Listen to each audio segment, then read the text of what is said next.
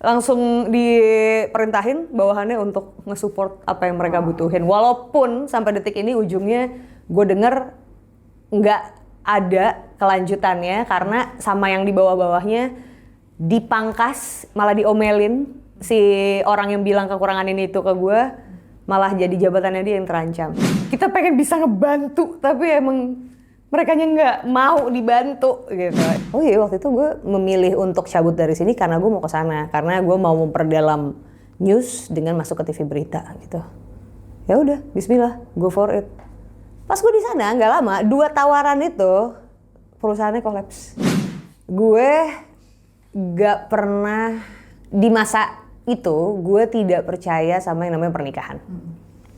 Gue lumayan kayak komitmen I don't think so gitu. Karena gue tidak melihat ada potret pernikahan yang menurut gue bahagia di sekitar gue. Yang selama ini gue pertanyakan kok kebuka satu persatu gitu. Kayak kemana aja gue selama ini muka doang ngarap.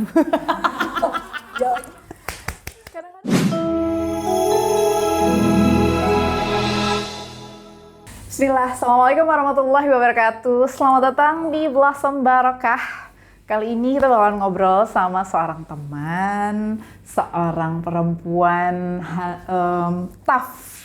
Kenapa? Karena dalam perjalanannya banyak banget naik turun asam garam, tapi akhirnya terbentuk dan akhirnya menjadi sosok yang kita kenal sekarang sebagai seorang jurnalis, Hanum. Hai, baik. Gue pikir tadi lu mau quote-nya Tan Malaka.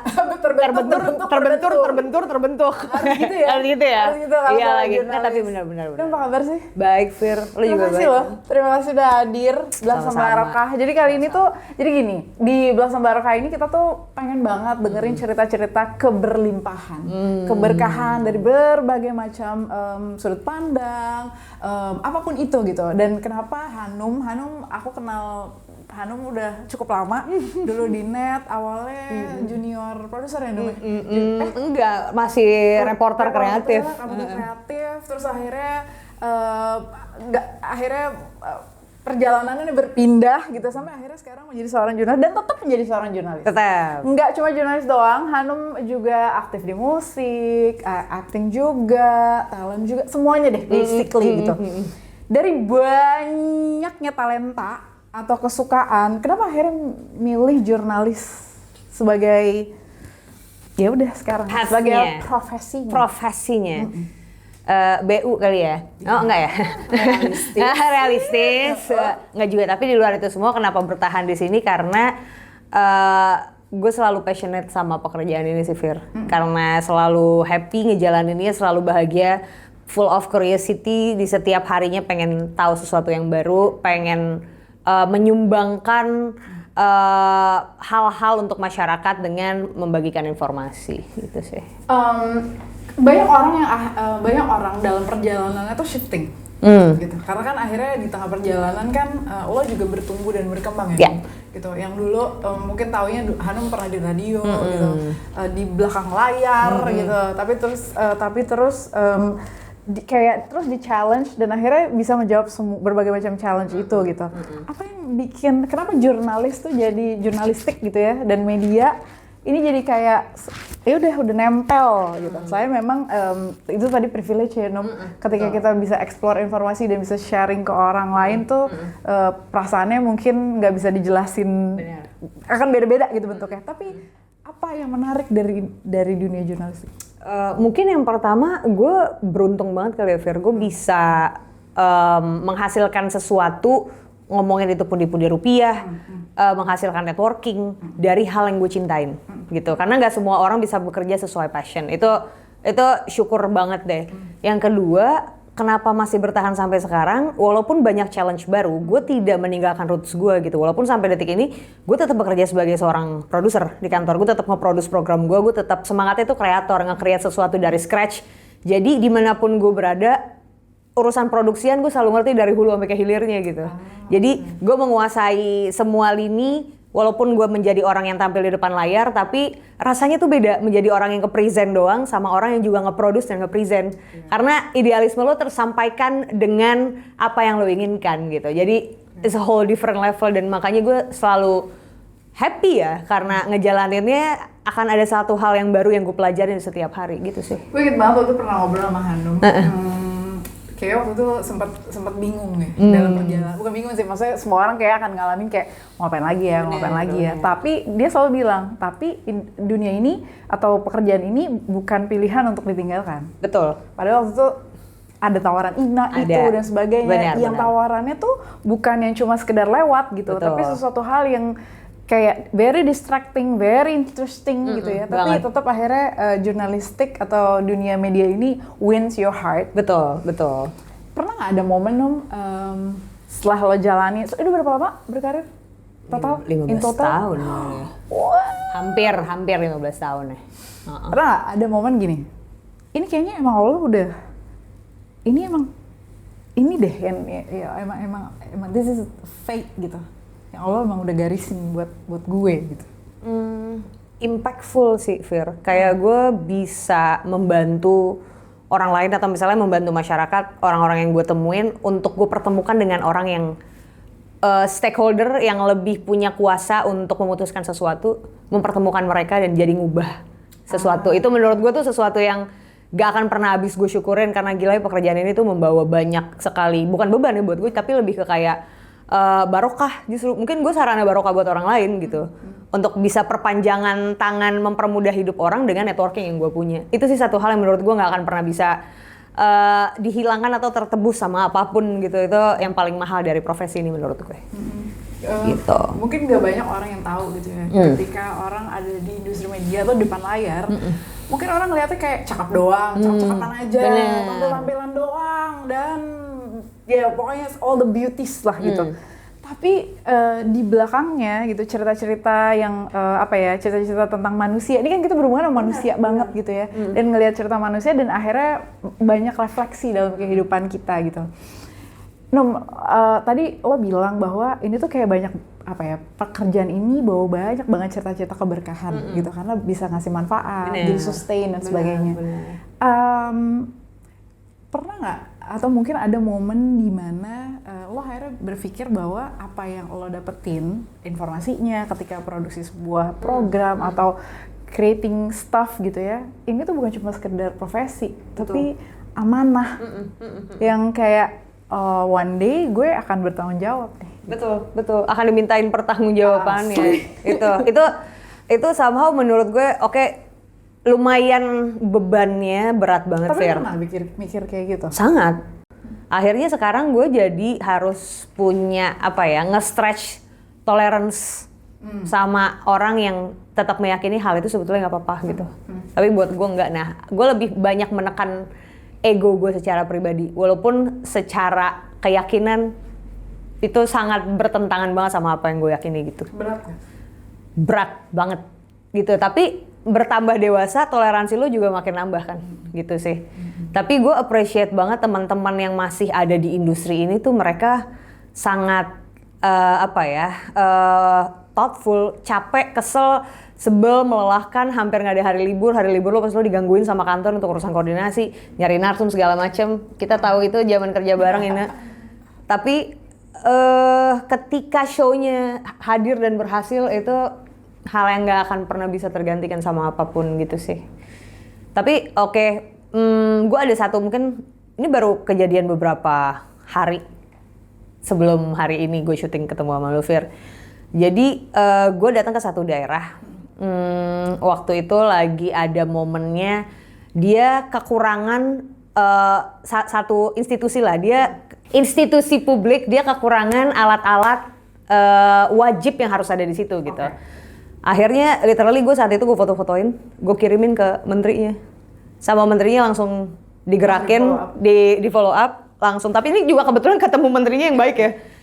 Langsung diperintahin bawahannya untuk nge-support apa yang mereka butuhin. Walaupun sampai detik ini ujungnya gue denger nggak ada kelanjutannya, karena sama yang di bawah-bawahnya dipangkas, malah diomelin. Si orang yang bilang kekurangan ini itu ke gue, malah jadi jabatannya dia yang terancam gitu. Dan itu menyedihkan banget buat orang-orang yang ngelihat kondisi di lapangan kayak gue gitu. Itu gimana ya, kayak kita pengen bisa ngebantu, tapi emang merekanya nggak mau dibantu gitu. Itu jadi lumayan gila sih, bikin gue berpikir ya lu gini amat ya gitu. Tapi ya udahlah, selama kitanya masih pada yakin dan ingin terus menerus mendorong perubahan, semoga one day ada yang bisa diubah. Gimana caranya mengkondisikan hati dalam bekerja? Di satu sisi ini adalah profesional, satu sisi we're human. Betul. Dan yang apa yang kita lihat kadang-kadang nggak selalu bisa kita kontrol secara langsung. Benar. Gimana? Kadang gue cuma mikir kita kan cuma manusia biasa ya, Fir. Kita bekerja, bangun tidur, sedih ngeliat sesuatu yang menyedihkan, seneng lo ikutan seneng ketika merasakan kebahagiaan untuk orang lain atau untuk diri lo sendiri. Gue cuman menekankan ke diri gue tiap hari itu, setiap gue mau berangkat kerja, Num jangan lupa lo tuh manusia. Just be a human and the rest is okay, kayak santai aja gitu, nggak apa-apa. Karena kadang ada orang yang memilih untuk tetap menjadi profesional dan melupakan sisi kemanusiaannya gitu. Gue nggak mau jadi kayak gitu. Jadi kalau lebih ditanya, lo lebih pengen dikenal sebagai jurnalis apa manusia? Ya gue manusia lah. Value atau tadi yang tadi lo sebutin tuh kan value yang pasti datangnya tuh nggak tiba-tiba ada gitu kan. Betul. Ada dari rumah, dari lingkungan. Seberapa besar lingkungan akhirnya mempengaruhi keputusan-keputusan yang dibuat, cara berpikir dan sebagainya, kecuali terutama keluarga. Nah sebetulnya kalau gue bisa bilang, mama-mama kita kan ibu-ibu Arab tuh memang keras ya didikannya ya, gitu. Tapi nyokap gue itu punya satu arahan yang gue kagumi sampai sekarang. Gue nggak pernah dikekang untuk apapun. Jadi gue selalu dibebaskan dan bertanggung jawab sama pilihan gue. Ketika ada sesuatu pilihan yang bertabrakan banget sama pilihan nyokap gue akan diminta alasan yang sangat bikin harus semasuk akal mungkin untuk bisa ngepresentasiin itu ke nyokap, kenapa gue harus ikut alasan lo gitu. Pernah tapi? Pernah. Menurut gue every step dari perjuangan hidup gue untuk meyakinkan idealism yang gue punya ke orang lain, termasuk ke keluarga, itu hal yang juga penuh perjuangan. Dan tapi di luar itu semua, gue yakin value yang nyokap gue punya tuh nempel banget sih di gue gitu. Justru karena kita udah ngalamin yang toughnya, Parah. the toughest ever di rumah gitu. Betul. Ya. Dan orang yang kita yakinin juga orang yang paling peduli sebetulnya. Betul. Kan, karena Banget. ibu, orang tua gitu kan. Jadi kayak the rest udah perpanjangannya aja. Bener. Udah tinggal stretchnya doang gitu sih. Kan sebagai seorang yang kerja di media itu privilege banget ya gitu. Bisa dibilang kita menjadi orang, atau Hanum menjadi orang yang pertama dapat informasi A1 gitu, atau punya jejaring yang luas, ketemu sama orang-orang yang mungkin bisa ya itu tadi bikin perubahan, impactful dan sebagainya, bahkan tadi punya akses secara langsung bisa bantuin orang gitu. Gimana caranya lo ngerasain bahwa Masya Allah ya ini tuh rezeki loh dari Allah gitu. Dan apa yang gue lakuin ini tuh berkahnya tuh panjang gitu. Ya konteks keberkahan gitu, keberlimpahan, bahwa bukan cuma kita doang yang bisa ngerasain, tapi orang-orang yang dapat manfaatnya gitu. Benar gimana banget. Lu punya nilai sih. Sesimpel lu memiliki nilai yang gak akan mudah terkoyahkan gitu ya. Walaupun gue tahu sebagai seorang Libra, gitu. Gue anaknya gampang bingung. Ke bintang. Sebagai mungkin dikait-kaitin dikit. Zodiak Libra itu zodiak yang selalu bingung dan gampang terpengaruh sama orang. Tapi untuk urusan value gue alhamdulillah untuk selalu tetap bisa berusaha strict sih gitu. Jadi mau dikoyah seperti apapun, aku tetap tegak berdiri gitu. Ini menarik ya. Terlepas dari pekerjaan, orang tua, value-value yang dipegang segala macam, tekanan dalam pekerjaan tuh kan ada ya. Pernah nggak ngalamin yang kayak wah gila ini berat banget. Oh ya. Tapi ya udah mentok. There is no jalan, nggak ada jalan, ya udah dead end, deadlock semuanya. Tapi satu-satunya jalan ya udah minta aja sama Allah. Pernah nggak? Gue di masa-masa ini terutama kayak media tuh lagi nggak baik-baik aja. Teman-teman gue banyak yang kena layoff. Nggak di mana semua lagi mengalami hal yang sangat tidak menyenangkan lah sebagai orang yang ada di industri ini. Tapi gue tuh selalu ngerasa ya Fir, di setiap langkah hidup gue, kayaknya Allah tuh sayang banget sama gue. Kayak semua hal yang gue jalan tuh, ada aja gitu jalannya. Either gue yang dikasih petunjuknya atau dari orang lain gitu. Atau misalnya kayak sekarang tekanan di dunia pekerjaan yang kayak cabut aja kali ya, apa gimana ya, bikin media sendiri kali ya, atau apa ya. Wah, ide mah muncul. Omongannya udah pernah kita benar, udah kayak 10 tahun lalu gak sih? 15 tahun dari awal sebenarnya mimpi dari itu. awal sebetulnya. Cuman gue orang yang selalu seneng di-createin jadwalnya gitu. Maksudnya gue selalu seneng punya rutinitas, betul nggak? Sedangkan kalau lo nggak create sesuatu sendiri, ya? kebiasaan, iya kan? Nggak apa-apa. Nggak apa-apa. Sedangkan kalau lo nggak create sesuatu sendiri, lo harus create everything from scratch, seperti Ine dan teman-teman yang lain. Jadi menurut gue Allah selalu ada di langkah gue, Fir. Either itu gue lagi dalam keadaan yang beriman banget atau lagi usyuk banget atau kayak Off banget. Kayak wah nggak sholat nih tadi atau gimana gitu.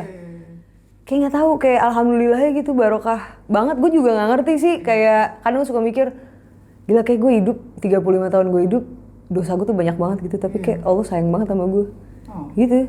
Ada satu momen kayak gue bisa nangis lama banget mau tidur, cuman mikirin kayak gila ya, manusia tuh begini banget ya, kita dari mulai bangun tidur sampai tidur tuh mungkin kayak 90% isinya dosa semuanya gitu, tapi kayak Allah tetap baik, ada, tetap baik gitu, jagain. bener gitu sih. Walaupun tiap hari di kantor kalau lagi kesel pasti gue bawaannya marah-marah, terus ujungnya gue cuman kayak ya Allah, untung masih dijagain, untung masih punya pekerjaan, untung masih Masih ada untung. masih dijagain hatinya sama Allah untuk tetap kayak tenang, kalem, kayak semua baik-baik aja kok gitu. Dulu tuh ingat banget, waktu resign dari net, waktu itu sempat ada transisi mau ke salah satu TV gitu ya. Betul. Pertimbangan tuh Panjang banget. panjang banget, nggak tahu nih mau bikin media sendiri kah atau mau ambil kerjaan ini kah atau segala macam gitu. Tapi apa yang gue lihat gitu ya, itu tuh kayak sebenarnya kita tuh pintu kehidupannya tuh banyak ya. Bener. Salah satu, misalnya satu pintu kayak ketutup menurut kita gitu, tapi kayak ternyata gerbang, bukan cuma pintu, gerbang gitu. Pernah, maksudnya apa kejadian atau seberapa banyak kejadian kayak gitu yang lo ngerasa wah pintu yang ini kelar lagi nih gitu, atau mungkin lagi cari narasumber atau apa, atau dalam kehidupan di luar pekerjaan deh gitu, yang ternyata emang ini tuh sebenarnya cuma jalan Allah tuh ngasih jalan yang lebih baik, kesempatan yang lebih baik, bener. rezeki mungkin dari materi dan sebagainya. Gue inget banget momen gue resign dari net itu, gue lagi tarik-tarikan udah mungkin sekitar 6 bulan sama calon kantor gue yang baru. Akhirnya gue mengajukan resign, kayak wah menarik nih untuk jejaki, gue resign deh gitu. Pas gue resign, di tengah proses resign masuk 2 pekerjaan lain di timing itu yang menurut gue secara value jauh lebih wow gitu. Yang ini aja apa ya, sikat gitu. Tapi nggak tahu kenapa hati sama pikiran gue, niat awal gue resign tuh buat kemana sih? Ke situ. Dibalikin lagi, kayak purify my intention at that time. Terus gue kayak, oh iya waktu itu gue memilih untuk cabut dari sini karena gue mau ke sana, karena gue mau memperdalam news dengan masuk ke TV berita gitu. Ya udah, bismillah, go for it. Pas gue di sana nggak lama, 2 tawaran itu perusahaannya kolaps. Kayak berkah Allah yang mana lagi yang mau gue dustain gitu, Fir. Ya kan? Iya, karena gue cuma mikir kenapa niat awal gue mau resign, net tempat gue happy banget, teman-teman gue kayak keluarga semuanya, terus gue memutuskan untuk cabut di masa-masa itu. Kan katanya orang resign lagi happy-happynya. Menurut gue itu tuh momen paling broken hearted. Iya, sedih banget. Hanum di Plaza Senayan. Gila, masih kita Vira. Gimana nih? Sebenarnya nggak sedih, tapi lebih ke bingung ya, Num. Bingung. Dari waktu itu masih muda sekali. Masih muda sekali kita. Iya banget Fir. Jadi menurut gue kayak, wah gokil sih. Ada momen gue dengar 2 perusahaan itu kolapsnya ketika gue memilih untuk kepilihan awal gue masuk ke kantor berikutnya itu gitu. Merinding gue. Itu. Banyak lagi momen-momen kayak gitu. Banyak lagi, Fir, banget. gitu. Itu kerjaan gitu. Pribadi, perjalanan ini menarik loh. Betul. Oke, satu hal. Kita pernah diskusi ini, gue inget banget. Sorry banget, saya sama Safira sering banget ngobrol nih kebetulan. Karena gue tidak melihat ada potret pernikahan yang menurut gue bahagia di sekitar gue. Jadi kenapa gue harus memasukkan diri gue ke dalam area itu ketika gue masih merasa itu masih sangat abu-abu dan gue belum punya justifikasi yang real bahwa menikah itu membahagiakan loh gitu. Until I met this guy, kita barengan udah 7 tahun, sempet putus bentar, nggak bentar sih setahun. Sempet putus setahun, terus nyambung lagi. Terus ada satu momen, gue ngobrol panjang banget sama dia, kayak 4 jam literally ngobrolin tentang hidup. Terus dari situ, kayak datang ke otak gue, kayaknya kalau nikah gue maunya sama dia gitu. Wah. Makanya, dan selama pacaran, dia selalu inisiatif untuk kayak, kita nikah aja yuk. Gue kayak nggak mau gitu. Pas habis putus itu, momentumnya gue mikir kayak, oh, kayaknya dia deh orangnya gitu. Kayak dibukain aja gitu. Gue istihoroh segala macam Fir. Kayak tapi gara momen itu gue jadi sering banget istihoroh. Terus gue kayak ngerasain banyak banget kayak ih gila banyak banget yang selama ini gue pertanyakan kok kebuka satu persatu gitu. Kayak kemana aja gue selama ini muka doang ngarap. Kadang-kadang tuh iya ya, maksudnya Iya kan? itu tuh kita udah dapat apa ya? Kita tuh udah diajarin udah lama banget gitu. Itu lo tuh kita tuh manusia, kita tuh nggak bisa ngandelin diri sendiri. Minta sama Allah. Sombong manusia tuh. Sombong banget. Suka mengandalkan, paling sering ngandelin diri sendiri. Iya, aku mampu. Aku bisa. Ternyata tidak. Terus bisanya curhat sama manusia, ujung-ujungnya bingung. Tapi iya sih, Istimewara tuh emang membuka banyak banget clarity ya. Bikin clarity. Bukan cuma misalnya kayak minta satu hal spesifik gitu. Tapi kayak layer dan kayak main karambol. Benar. Yang karambol. Yang gini loh, yang gini. Sat kena kemana-mana. Tujuannya gitu. satu tapi kayak ini kebuka. Dan itu tuh berkah sih banget, Fir. Gue merasakan sekali impactnya sampai akhirnya gue kayak oke, gue mau nikah dan nikahnya sama nih orang. Dan yakin banget. Dia tuh tipe nggak tahu ya, maksudnya sepanjang sepengetahuan gue, Hanum tuh orang yang ya maksudnya dia posting segala macam gitu ya. Tapi untuk urusan yang curhat-curhatan tuh enggak gitu, tentang hubungannya dan sebagainya gitu. Cuma dia cerita apa yang jadi concernnya dan sebagainya gitu ya. Tapi once she decided to get married, gue ingat beberapa bulan yang lalu ya. Setelah semuanya clear, itu semua kayak wow, kebuka gila, rezekinya kebuka. Bener, yang katanya orang rezeki orang nikah, gue pikir selama ini hoax guys, ternyata benar. Ngobrol sama Temi sumpah, iya, sumpah gue sampai kayak, hah, wow kok bisa gitu, gue sampai bingung Fir. Happy. Ternyata sangat membahagiakan gitu. Dan berkahnya kerasa banget, nggak cuma ke gue tapi untuk orang-orang di sekeliling gue gitu. Luar biasa banget sih. Setelah perjalanan berapa tahun tadi? 15 kurang lebih lah ya. Kerja ya. 15 tahun. Iya dulu udah remaja banget ya namanya. Iya, gue mulai kerja tuh 2010 zaman masih kuliah. Gue kerja di cetak di majalah internal buat kayak satu institusi bank gitu. Terus radio, TV, semuanya gitu. 5 kantor guys. 5 kantor. Gitu deh. Orang tuh taunya kadang-kadang cuma di tempat yang wah pecahnya di sini doang gitu. Kayak dude enggak, perjalanan orang tuh panjang banget cuma nggak kelihatan aja gitu ya. Betul banget. Apa arti keberkahan buat lo? Setelah perjalanan ini di usia yang sekarang? Arti keberkahan buat gue, oke, good question. Arti keberkahan buat gue ketika gue bisa bermanfaat buat orang lain. Tandanya gue beneran berkah hidup gue gitu. Ngasih impact lagi ya. Kenapa fokus gue selalu orang lain? Karena nggak tahu, typical people person kali ya. Gue indikator kebahagiaan gue kalau ngeliat orang happy gitu, kayak ada salahnya tapi ada ya gimana ya. Selama ini hal yang gue yakini seperti itu gitu. Jadi kalau ketika gue ngerasa gue berimpact, ada efeknya, apa yang gue punya sekarang itu bermanfaat buat orang lain, itu berkah, seberkah-berkahnya buat gue.